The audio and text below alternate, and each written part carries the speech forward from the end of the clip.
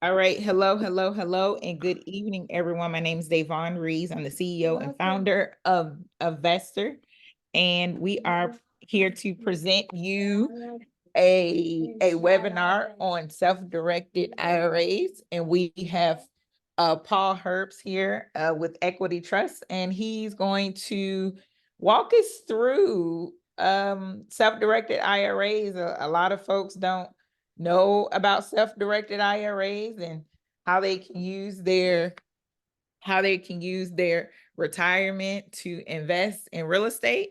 So Paul, please introduce yourself and feel free to start your presentation. Wonderful. Well, Thank you for joining us. Thank you for taking the time out your busy schedule to talk about it.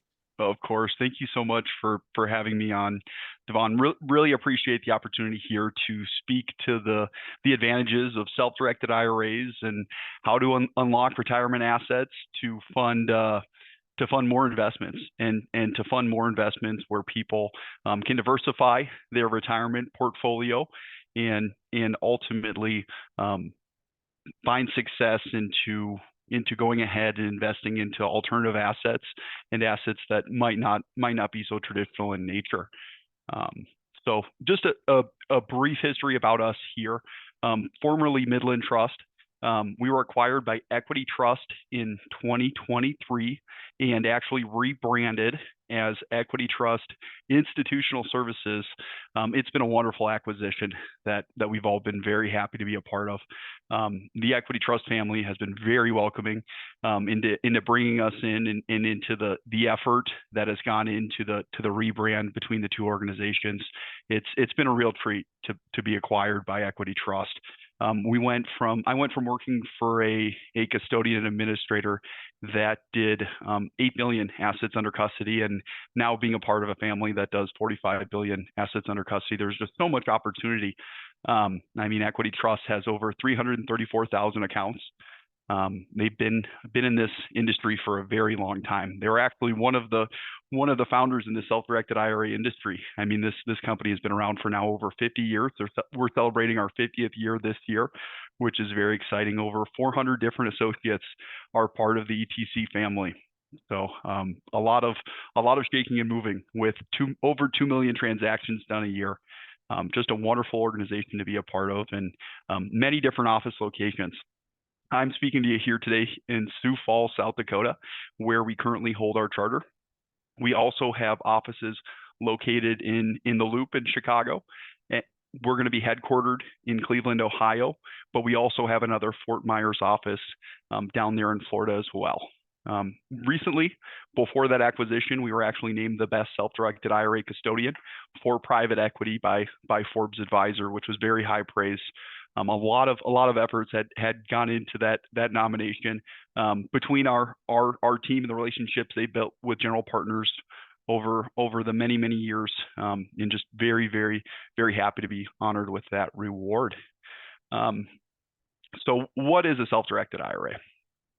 Self-directed IRAs are going to be retirement accounts that can hold alternative investments. They're going to focus on passive investing, these being investments that include real estate, private equity, futures, foreign exchange, private notes, and so much more. The only things that you can not self-direct your retirement funds into are going to be arts and collectibles, as well as S corporation stock. A self-directed IRA custodian is going to be needed to invest into alternative investments with those retirement funds. So you're going to need to partner with someone in the self-directed industry to be able to go ahead and accomplish these alternative asset investments. Now, here are quite a few advantages of going ahead and using a self-directed IRA. The biggest advantage by far will be a tax advantage that you're going to see, to where when you save for retirement, you can do so tax-free or in a tax-deferred status. In any type of retirement account can be self-directed. A paramount advantage of going ahead and using these retirement funds to invest into these alternative assets is that you're not going to be subject to capital gains tax on the sale of them. So there definitely is a huge incentive to going ahead and possibly using those retirement funds to invest into an offering that you feel comfortable with. Now, as far as investment options go, a self-directed IRA with equity is going to hold a wide range of alternative assets that, quite frankly, traditional banks or brokerage firms will not. There may be a few reasons to that. Maybe that custodian is going to be a broker dealer, to where they want to go ahead and offer their own offerings for investors to possibly invest in. Other times, a lot of these larger custodians aren't attracted to holding these alternative investments because maybe it's an administrative burden for them. Maybe that's not how their business model is set up. And ultimately, only a very few select companies will actually have the administration feasibility to go ahead and self-direct these retirement funds. Now, these offerings that they can invest in, once again, we're including real estate syndications, notes, hedge funds, private equity offerings, and a whole lot of investment types. As far as administrative fees here at Equity Institutional, there's going to be no hidden fees. We're very upfront on cost that other financial institutions may have. They may choose fee-based or value-based fee schedules based on which option is better for you. So we do have two different tailored approaches that are very unique in regard to how we charge our annual asset fee. And ultimately, we aim to make the best determination that will fit that particular investor. So always striving to work with our investors and ensure those people are very happy. Now, regarding true diversification, something that can truly happen with a self-directed IRA. So with these investments in mutual funds, in publicly traded stocks and bonds, you're going to be limited, to a very few select offerings. As compared with the self-directed IRA, investors are ultimately going to have the freedom to choose which investments they want to diversify in, and investments that they care about. Investments that matter to them, and investments that they truly believe in. Now, here are a few different popular reasons investors go ahead and use their IRA. One being diversification, a point I've spoken to a little bit here today. They're going to want to go ahead and diversify their retirement portfolio, perhaps away from public markets. Maybe the public market isn't performing that well. Maybe we're in a recession, or there's a slump in that public market, and you're not seeing the returns that maybe you saw 20, 30 years ago. Markets go up and markets go down. So it's a great way for people to go ahead, pull out of a larger public market and invest specifically in real estate, into areas they believe in, into areas they believe are growing, and in areas they have experience with and are comfortable with. Job changes are another popular reason investors use their IRA. And this is something that I'll touch here in a later slide. But when you leave that employer, whether it's a 401k, a 403b, or a 457b, you're able to go ahead and roll those funds over into an IRA.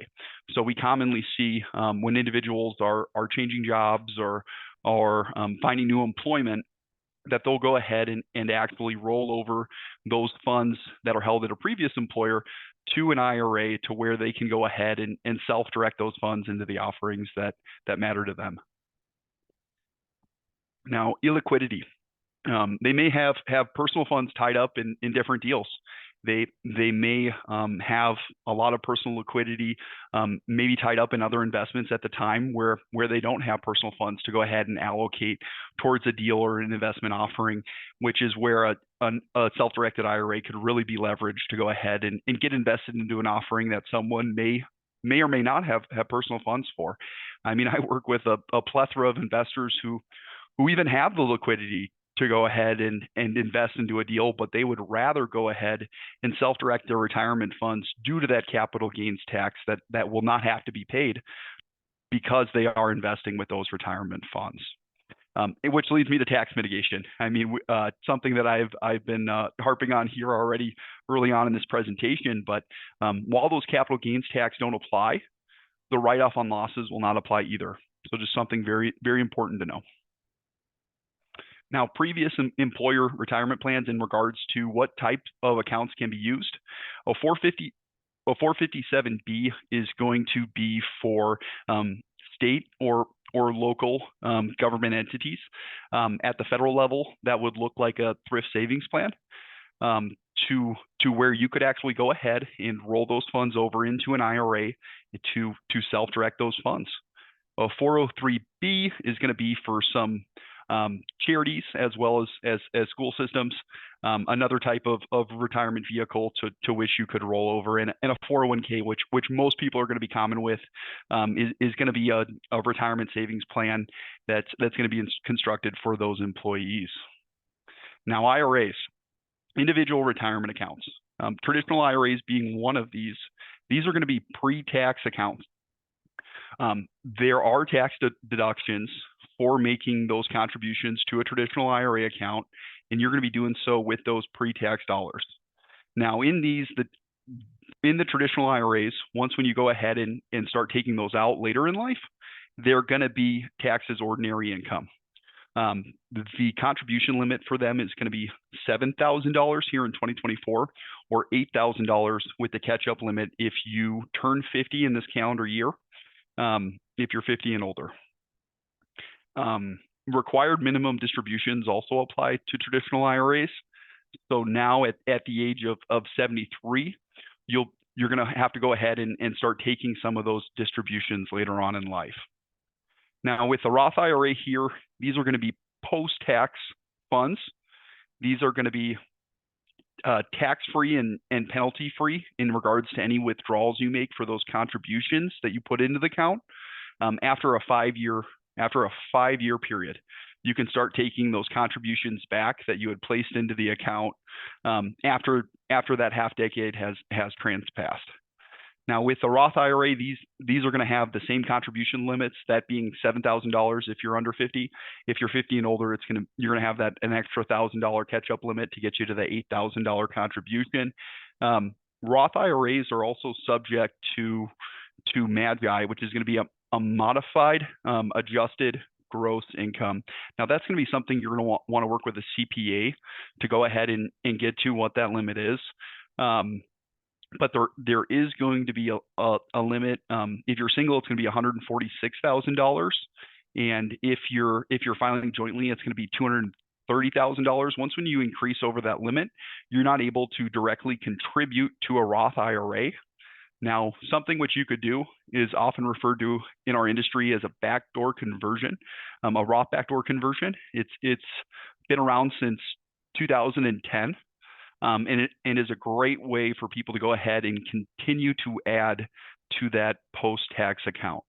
Now, the way someone could accomplish this is through setting up a traditional IRA, contributing to a traditional IRA, because a traditional IRA is not going to have those MADGI income limits, and then go ahead and do what's known as a Roth conversion, converting those pre-tax funds into post-tax funds, paying any applicable taxes on that conversion to go ahead and get those funds into a Roth IRA account. And a big reason people really enjoy investing into a Roth IRA account and contributing to it is because when you reach that age 59 and a half, you can start taking those distributions tax-free as compared to a traditional IRA, where you're going to have to go ahead and treat that as ordinary income with those distributions. The SEP IRA here, the next IRA that I'll talk about, is a simplified employee pension. Now, this is going to be available for any size business, and ultimately it's going to allow for business owners to contribute for not only themselves, but for their employees as well. Now, the contribution limit for this is going to be limited to 25% of the salary of that employee, or $66,000, whichever is going to be lesser. Now, that SEP IRA is going to mirror that traditional IRA in that it will also be a pre-tax account. Now, a simple IRA here, much like the SEP and traditional, will also be pre-tax, and that's going to be a savings incentive match plan for employees. Now, the difference between a SEP and simple is that the simple is going to be limited to 100 employees. So it's going to be for those small to mid-sized businesses. And it's going to differ drastically in that employees can actively contribute to that IRA account. Now, that contribution limit is going to be capped at $16,000 or $19,500 if they are going to be over that 50-plus limit. Savings accounts. Most people do not know that you can go ahead and you can leverage a savings account and self-direct it. A, a, a very great way to self-direct funds in HSA will also be pre-tax, like that traditional, like that SEP, like that simple IRA. And it's also going to be tax deductible. Now, the HSA is going to be a health savings account on that pre-tax basis, which will be used for paying deductibles, paying copays, and any other qualified medical expenses. So it's certainly something that one could benefit from, as they're going to be able to contribute on that pre-tax basis, and could certainly be used for those qualified medical expenses. Now, this is going to be for those who have that high deductible plan. Families will start around at a contribution limit of $7,750 with a self HSA going ahead and that contribution for 2024 capping out at $3,850. In ESA is actually going to be a Coverdell education savings account. The Coverdell portion coming from Senator Paul Coverdell, who actually put the founding legislation to go ahead and create these. Now, these ESAs are going to be post-tax accounts, much similar to the Roth, and they're going to be used for any qualified education expenses. It can be created for anybody under 18 or who has special needs, and that contribution limit is going to be $2,000. Okay, tips and considerations when using your IRA. You need a custodian and administrator. Can't be done without one. The IRS outlines it very clearly. You're going to go ahead and need that custodian and administrator to go ahead and actually accomplish the self-directing of your funds. The investment and subscription would actually be made by the IRA and not the individual, which is a very important piece of understanding when self-directing funds. Ultimately, it'll be your IRA that owns that investment or that offering. For instance, if I were to go ahead and purchase an offering in a real estate syndication, it wouldn't be owned by Paul Herbis. It would actually be owned by the company that would custody it. So Equity Trust Company, for benefit of Paul Herbis, account number 12345. That's ultimately going to be the owner who will own that investment, will be the IRA. Now, cash flows must also involve the custodian, whether that be subscription, income, dividends, and return of capital. So that investment made from the IRA will also need to flow back into the IRA. So any of those dividends, any of those payments are going to have to come back into the IRA vehicle to where they will further live, thus protecting that capital gains tax that you're going to be deferring. Now, in regard to lead time to establish a self-directed IRA, to fund it and to invest it is going to be dependent on how the funds come to us. So regarding some of those retirement accounts we talked of earlier, a 401k, a 403b, a 457b, now those are actually going to be rolled over to our institution here. So they will actually be pushed to us by the current custodian. We'll provide that current custodian with who they can make a check payable to, where the check can be sent to ensure that it arrives in that IRA. But that'll actually be a process that will start with that current custodian. That will typically take longer, as we are going to be more so at the mercy of that custodian who is pushing the funds over, as compared to an IRA to IRA transfer, a transfer maybe from another IRA account that you currently have. As in there, we would gather an account statement from the investor, as well as an endorsed transfer form to actually be able to go in and pull the funds directly to us. That's going to be a much shorter timeline process. That'll be closer to that 2-week mark, where the rollover would be much closer to that 3-week timeline. Now, number 5, active 401k money is off limits in most cases. This is certainly the norm.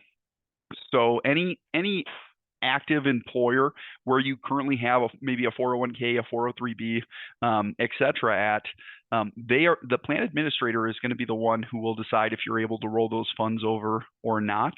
From an industry standard standpoint, I mean, we see about 33% of those active 401ks being able to be rolled over into an IRA. So if you're an investor who is with a current employer and maybe you have an active 401k with them, you would certainly want to check with your plan administrator there first, just to ensure that you can go ahead and conduct that rollover so that you could be able to self-direct those future funds. Now, the process for investing using a self-directed IRA. Step one, you're going to open up that self-directed IRA with Equity Institutional Services provided at the link below. You would fund the account via transfer, IRA to IRA transfer, as I had covered earlier, or a rollover from that other qualified retirement plan. Once when we receive those funds, the account's going to be funded for your self-directed IRA, and then we'll contact you to approve moving your IRA funds to finalize your investment. We'll go ahead and get a verbal authorization from you so that we can go ahead, wire those funds over, and get your IRA account fully invested. As noted here on the slide, that investment is going to be made in the name of your IRA account. So that was my presentation. I really appreciate you guys for allowing me the ability to go ahead and speak about self-directed IRAs and all the advantages that come with them. Would love to open it up to any questions at this time that I could help be a reliable resource for.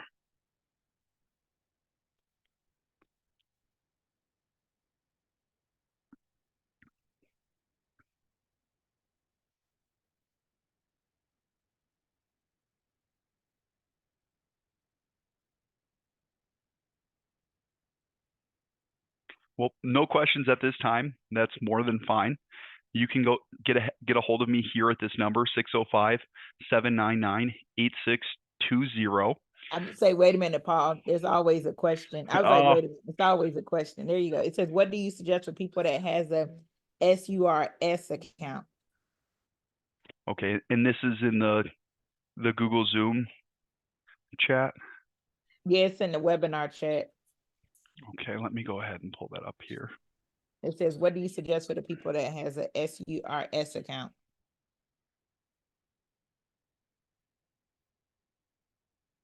Yeah, so that's a great question. I would go ahead and ask Leslie to go ahead and reach out to his current plan administrator just to ensure he can roll those funds over. I mean, that would be the first step I would ask Leslie to take, is to contact that plan administrator and ensure that rollover would be feasible. I see another question here. How are real estate distributions handled when you have a self-directed IRA? That's going to be a great question, Jerome. So those payments will actually flow directly back into your IRA account. So those funds will be made liquid into your IRA account to where you could go ahead, allocate them for future investments and offerings that you have in mind, and then go ahead and potentially, I mean, reinvest those funds into subsequent offerings.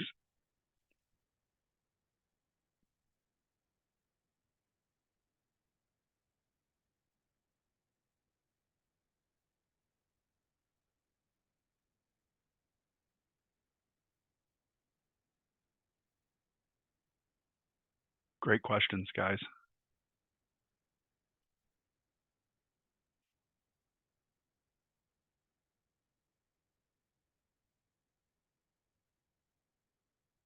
Yep, I will go ahead and share my screen here right now.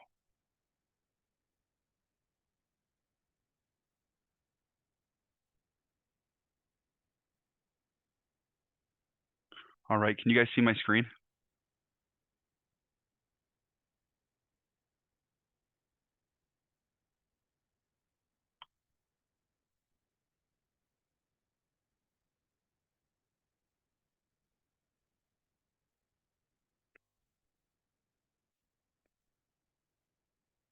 I'm also going to go ahead here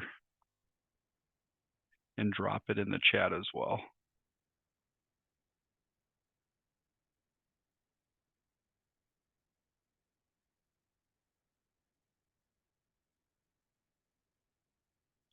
let me go ahead and get back to screen sharing with you guys.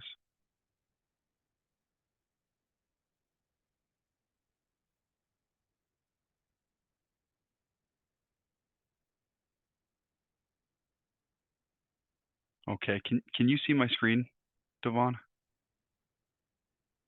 Yes, yes, we can see it. Okay, perfect. Let me go ahead and go back there.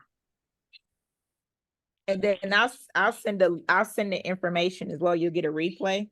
So that way you'll get Paul's contact information. And we're so special that we get Paul all to ourselves. We get Paul all to ourselves, and he'll help you out for the entire process. So yep, once you'll get the recording as well as his contact information. Oh, that's exactly right. I would love to be a direct resource to help answer any questions. Please feel free to reach out. That number that I'd shared in the chat is also going to be my direct line. You can also text that number too. So at the end of the day, whatever is going to be most convenient to getting those questions answered, just seek to be a reliable resource and to help educate people about self-directed IRAs and the powerful tax advantages and the ability to build wealth with them. Well, thank you, Paul. We appreciate you taking the time on a Tuesday evening. And like I said, everyone will get you all a replay of this as well as Paul's contact information. So thank you all. If you all don't have any further questions, we'll see you next time. Thank you. Thanks, guys.